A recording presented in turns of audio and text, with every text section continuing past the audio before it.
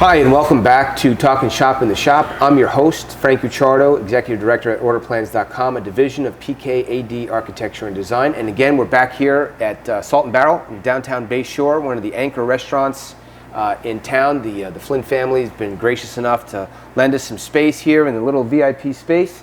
And we're grateful to have back with us our fractional CFO, Dan Evans. Thank you, brother.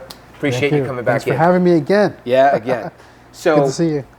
We have you in, Dan, because once a quarter we like to talk about business ownership principles. We know that this is a real estate sort of focused podcast where we're talking to professionals, we're talking to small business owners, a lot of small business owners, right?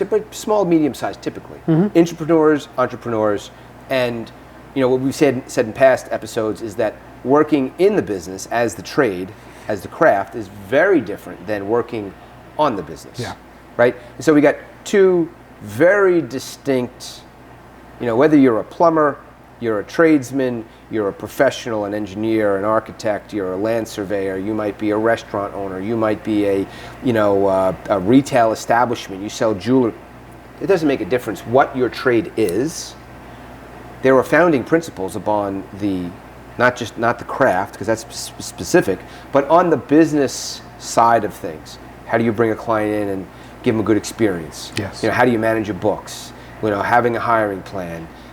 When do you outsource? When do you hire? Right? Things that we've talked about over time. So the goal of this quarterly segment with Dan is that the intrapreneur or the entrepreneur, maybe you're going to glean something here today from things that we've talked about. And like we said, education is, you're always going to pay for your education. You're either going to pay, brick and mortar, or you're going to go out on the street of hard knocks and earn your PhD through experience. Yeah. Very expensive, but you don't lose those lessons. So we're going to talk about working on the business today and sort of the functions of that.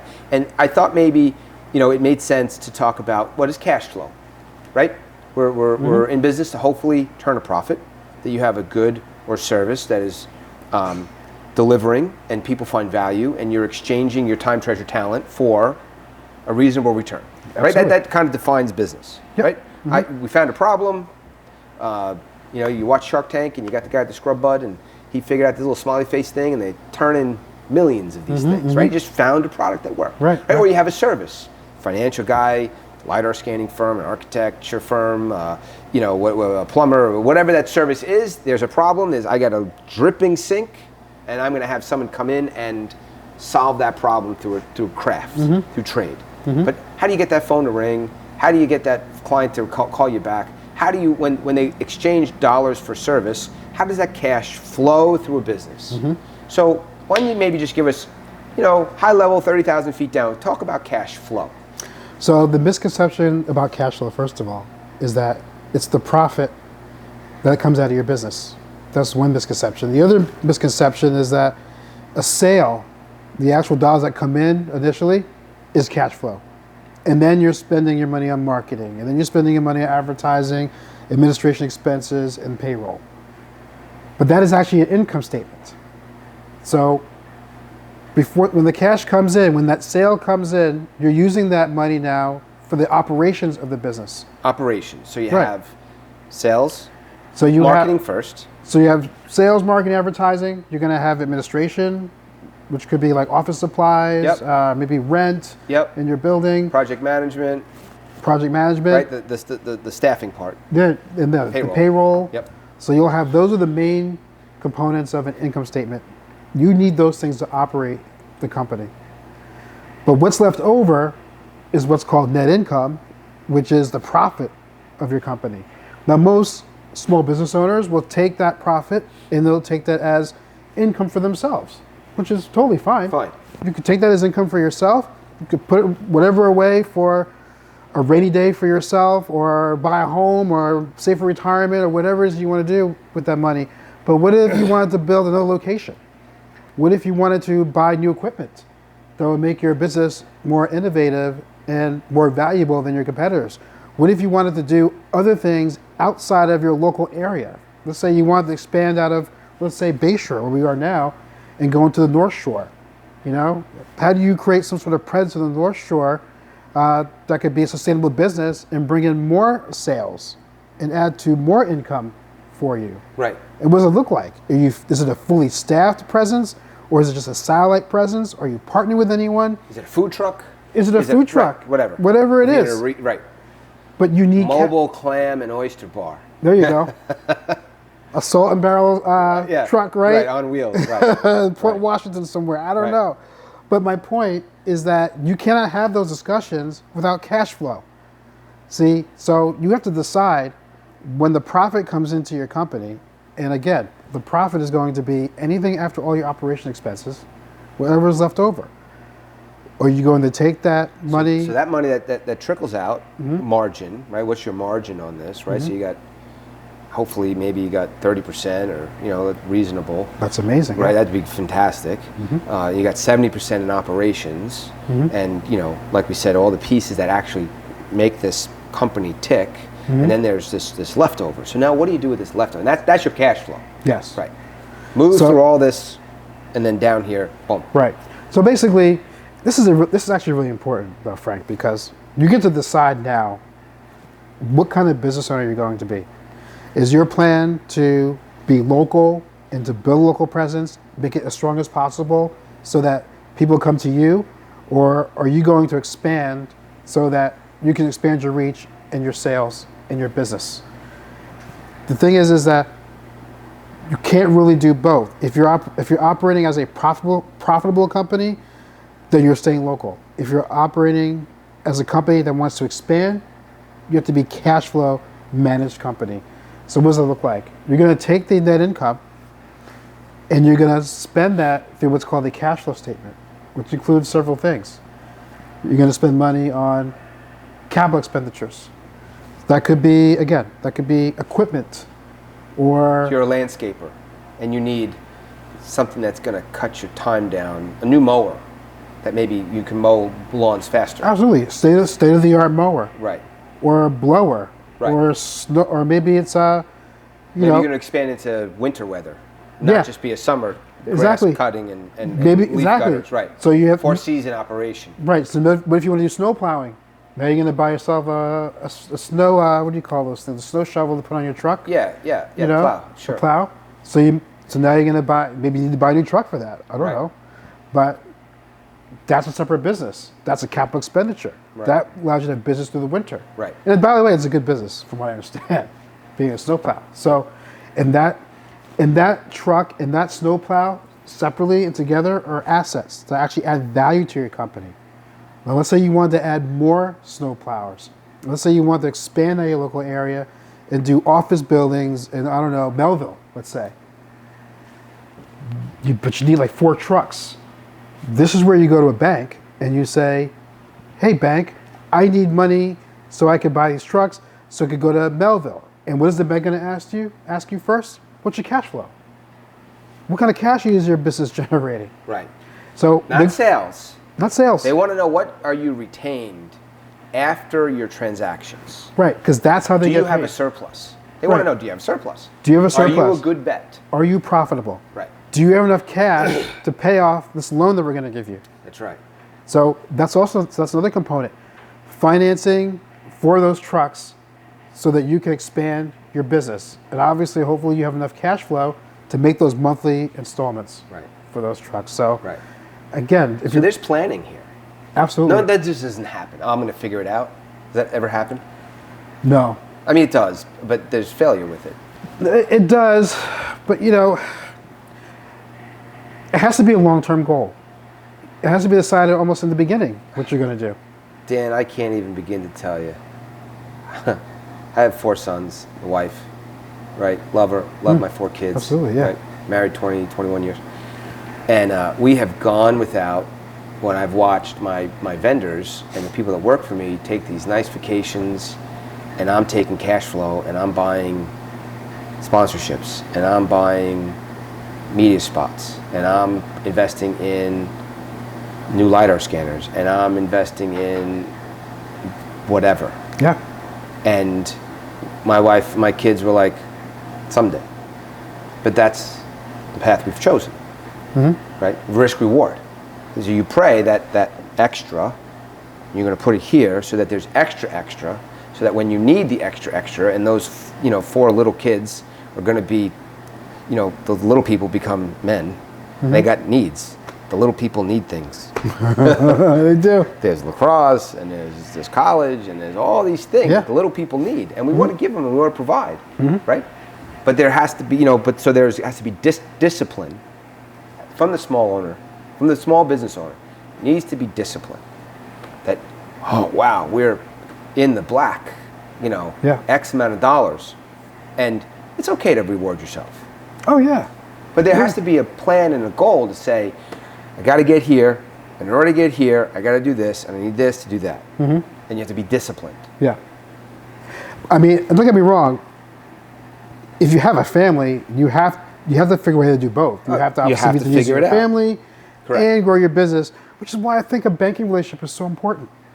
When you have a good banking relationship, you can expand your business in a way that you can still do all the things you need to do with your family while also expanding your business. I don't think you'd be able to expand your business as much or as fast, but at least you're moving in the right direction, right, with your business. Right. Which we could dovetail into a vision statement and a mission statement, and how does, this for another time, but how does that all come into play?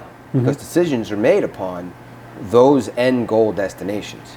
This is where I'm going, and this is how I get there, and the cash flow is the fuel to get your vehicle to get you to your personal mission and personal vision statement. Oh yeah. Yeah. Yeah, I mean, well, and that is perfect for like a service business.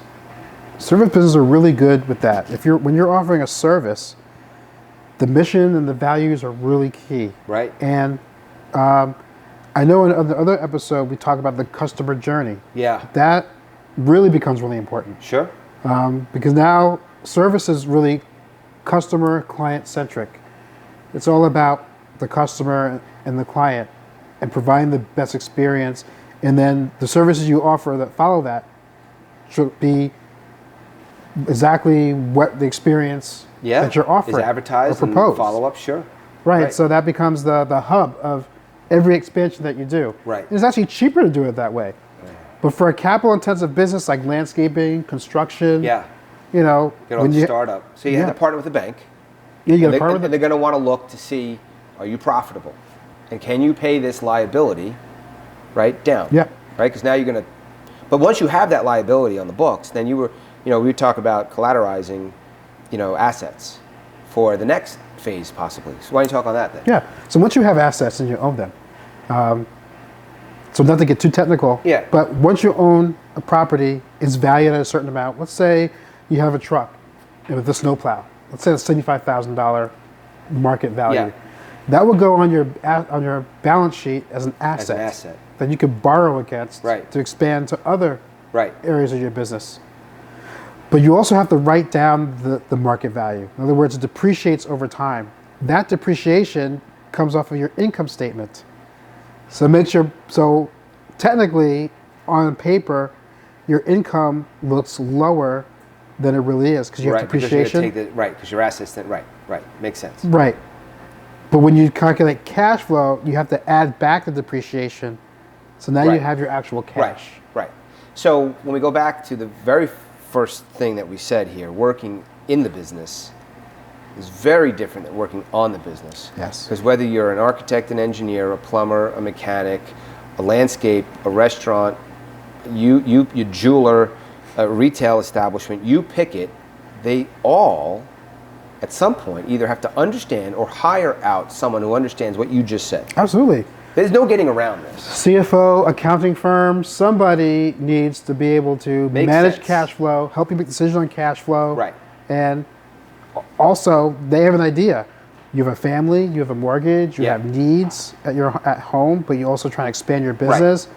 These are my recommendations on how you do that with your based upon profit. Your vision statement for where you want to be, you and your family at a later date. Right, and with that, there's the mission statement, but there's also the time horizon in which you want to accomplish that mission statement.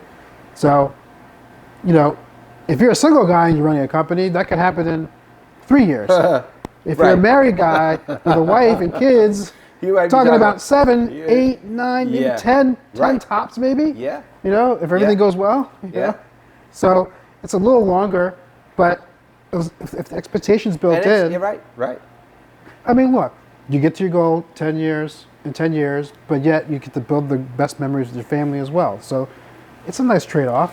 There's a lot of soul searching that has to go on, and you got to be able to make decisions. Exactly. Sometimes. So it's not about just more than cash flow. Oh yeah. This is. We could go on and on and on. Yeah. About this, right. So, okay. So I think we kind of covered what that is, and then we talk all the time in business about mentors if we can, Yes. and finding it in person is great. But if you can't, then you go to books and you go to podcasts and you borrow somebody else's experience for a fee. Maybe you retain someone, Sure. and, right? All that good stuff. So we were talking about cash flow and strategy when times are maybe lean, and if you're a business owner and you've been a business owner for a cycle, right? Because most businesses run in cycles. All of them do. Yeah. Right. It's never going to be up all the time. Right. During the COVID years, phone was ringing off the hook with clients. I've moved, I'm out of the city, I'm upgrading my house, right? I mean, the backlog, they were waiting for permits sometimes 4 months, 5 months. It was a breakneck speed. Right. And I looked at my business partner, Phil, and I said, Phil, this is not going to go on forever. It can't. It just can't. We've hit a peak, and we've got to look, right? This is experience. I've lived through this once. I've lived through a cycle back in 2008, right, when the housing crash happened, and it hit us in 10, and we got chopped. And I said, I will not live through that again. So it was booming in 7, 8. It caught up to us in 10. We were ahead of most. We were, but I won't let it happen again. So while it was peaking in the COVID years, I said, Phil, we need to make a shift, right? When that's how we order plans kind of came into, right? So we said, why don't we pull this out and turn this into a business-to-business, something a little bit different outside of what we do, and maybe we can get away from this completely and just offer this side of things. So we were planning through cash flow for this move where we are now. So why don't you talk a little bit about when times, good times, bad times, what the cycles look like, and what do savvy business owners do in the good times and the bad times, and maybe we could talk about our good brother, Yes. Kevin. Yeah. So I've noticed working at large corporations and then working with them as an investment bank that when the economy is doing really well, they tend not to spend a lot of money. Their cash flow. They've got lots of cash flow coming in. Right. But I noticed, even working and I worked at a record company, and I noticed that when things were going well and the records were selling well, they were not really spending a lot of money. They were always just nickel and diming us on different budgets and all kinds of things, and it made no sense. It was actually very frustrating because there's all this money coming in. Why can't if we there's spend money it? coming in, why can't we Loosen spend it. it? Yeah. Right? But no, they're not spending it. And I find that across the board with a lot of successful companies that when times are good and the cash is rolling in, they're not spending it. But when times are not good, they lay off people, and then the people that are staying, they're working extra hard. Why? Not because they're covering all these different jobs per se, because now the company's ready to spend the money to do all these different activities to market and promote their business. That's a pearl. It's not yours. It's not mine. Right? This is from big corporate. Yeah. So why don't we, look into the camera and give that point again. Okay. What are they doing in the good times? In the good times, they are constraining cash even while it's rolling in. But during the not so good times, they're spending the money. They have to lay off people. The people they do keep around, they end up working almost overtime, not because they're doing more than one job. It's because now they're spending money marketing and promoting their businesses. When all of their competitors are rolling in the dough and spending their money, they are keeping it cool. And then when the competitors are dried up and they're in trouble and they're strapped, they start spending the money. They start flooding the market with their products and their service. And then when the tide starts to turn, they're in the lead. Lots of companies do that. Did you know that PepsiCo actually took the lead in sales of their soda over Coke because of that? Really? Yeah. Coke got involved in a lot of different activities in the early 80s when they did really well. They got involved in film financing. They spent a whole lot of money on a big like polar bear campaign. Yeah. And they did a whole bunch of extravagant things. But then when times turned sour in the economy, they were strapped. They couldn't do anything, or they couldn't do as much activity. And actually, for the first time in a long time, Coke actually laid off a lot of people. But Pepsi, no, they went straight in. They had their coffers full. Yeah. Their war chest was built. In fact, they took Coke's idea and spent money amplifying that in a bad time. Michael Jackson, remember the Michael Jackson Pepsi commercial, and he got his hair on fire? Pepsi spent a lot of money to get Michael Jackson to do that. That happened during a recession. Huh. And that's how Pepsi took the lead with Coke. Huh. Yeah. So when the competitors are licking their wounds, the company that's flush goes to work. They go to work. They go to work. That's the time to grab market. It's kind of like an art of war tactic, right? Yeah, While the enemy sure. is down and they're depleted, then you attack, so to speak. Right. You know, that's exactly what Pepsi did. So a lot of companies do. Yeah, that's what they do. So that's strategy. And is this something you invented? Oh, I didn't invent it. No, I wish I could say. Right. But I mean, you know. Way smarter men than us have come before. Oh, yeah. And we just surround ourselves with competent men who've Yep. been down the road before, read books, get around men, Yeah. watch podcasts, ingest the information so that we can then deploy it. You read a book, you get one concept, put it to, maybe that thing changes the face of your company. Absolutely. Yeah. Absolutely. Yeah. Yeah. Yeah. I mean, in fact, many years ago, I was searching for a business mentor. And so we know him, Kevin Breen. Kevin Breen, we're coming for you, Kevin Breen. So he has this electric company. But he's just not some guy. No, he's not some guy. No, he's not just some guy. No. Right. I hope I didn't say that, Kevin. No. Kevin Breen, right, when they bombed out, when the 93 towers were hit, he was the project manager for the electrical repair on the Twin Towers. Mm-hmm. Like, he ran that repair. Like, Wow. He's a stud. Wow. He knows his business. He knows how to work in the business. But then when he came out on his own, Kevin now is a craftsman, in not just in what he does, but putting people together, pulling the deals together. He understands how to work on the business. Mm-hmm. So you went to Kevin. So at the time in my business, I was actually, I was very early in my business, financial business, and I actually was brand new. And I said, I'm really looking for a mentor. Somebody can sit down with me once a quarter and just talk or whatever. Sure. The first person I thought of was Kevin Breen. Right. Right? And so he agreed to meet with me, and we met, and all he did was tell me the story about how he was a young man. So he was a young man. Yeah. Okay. He was a young man. Right. At a party in Queens. Right. I think he was a valet or something like that. It was the end of the night. He's just turning a buck. Right. And this millionaire businessman, successful guy, has his limousine come pick him up. Not a valet, but he has his limousine come pick him up. Right. And he offered Kevin a ride home. Is that going to give you a ride? So Kevin gets time in a car with a financially successful man. Doesn't mean he's successful in life. Just means financially. There's a difference between being successful in life and being successful with money. Right. There's a difference. It can be the same, but most successful times it's not. Businessman. That's all we know. Successful businessman. That's all we know. So he gets time in a car. Mm-hmm. What do you think the value of that time in the car? Well, so Kevin is in the car with this guy. Yeah. Kevin is, I don't know, early 20s at the time, apparently. Right. And he's like, so basically Kevin asked the $1 million question. Yeah. How did you get all this? Yeah, of course. But how does this business work? And the guy says to him, you know what, young man? The thing that everybody misses in business and why they fail is that they spend their money when times are good and they don't spend their money when times are bad. And so some unknown man sits in the back of a car with young Kevin Breen and tells you, and now you're telling the world. Yeah. And that's just the way it works. Yeah.